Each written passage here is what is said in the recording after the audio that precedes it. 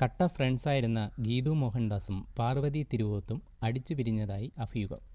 കണ്ണിൻ്റെ സ്റ്റിക്കർ ചുണ്ടിൽ വെച്ചുകൊണ്ടുള്ള ഒരു ചിത്രം പങ്കുവച്ച പാർവതിയുടെ ഇൻസ്റ്റഗ്രാം പോസ്റ്റാണ് ചർച്ചയാകുന്നത്.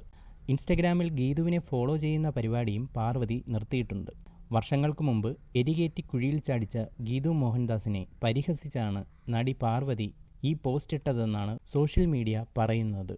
തിക് ഫ്രണ്ട്സിൻ്റെ ഈ കൂട്ടയടിക്ക് കാരണം മമ്മൂട്ടി ചിത്രമായ കസബ സിനിമയുടെ സംവിധായകൻ നിതിൻ രഞ്ജി പണിക്കർ കൊളുത്തിവിട്ട ഒരു വിവാദമാണ്.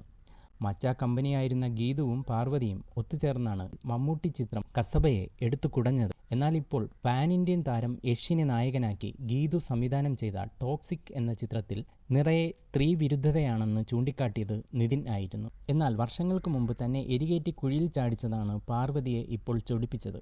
പണ്ട് മമ്മൂട്ടി ചിത്രത്തിൻ്റെ പേര് പറഞ്ഞ് വിമർശിക്കാൻ അടുത്തിരുന്ന് എരികേറ്റി വിട്ടതിൻ്റെ കലിപ്പാണ് പാർവതി ഇപ്പോൾ തീർത്തത്.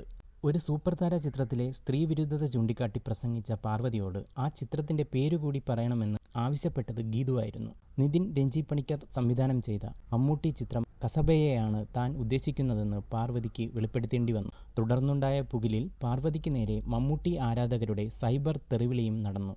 എന്നാൽ ഇപ്പോൾ സ്വന്തം സിനിമയിൽ ഗീതു നായകനെ കൊണ്ട് സ്ത്രീകളുടെ മുഖത്ത് മദ്യമൊഴിക്കുകയും തോക്കിൻ മുനയിൽ നാവുകൊണ്ട് ഉഴിയിക്കുകയുമൊക്കെ ചെയ്യുന്നുണ്ട്. ഇൻസ്റ്റഗ്രാമിൽ ഫോളോ ചെയ്യുന്നത് പാർവതി നിർത്തിയെങ്കിലും ഗീതു മോഹൻദാസ് ഇപ്പോഴും പാർവതിയെ ഫോളോ ചെയ്യുന്നുണ്ട്.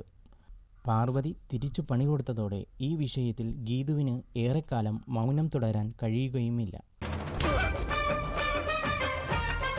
ഈ വാർത്ത ഇഷ്ടമായാൽ ലൈക്ക് ചെയ്യൂ, ഷെയർ ചെയ്യൂ. നിങ്ങളുടെ അഭിപ്രായം കമന്റായി രേഖപ്പെടുത്തൂ. സബ്സ്ക്രൈബ് ചെയ്യൂ. സൈബർ വിലാസം മീഡിയ നെറ്റ്വർക്ക്.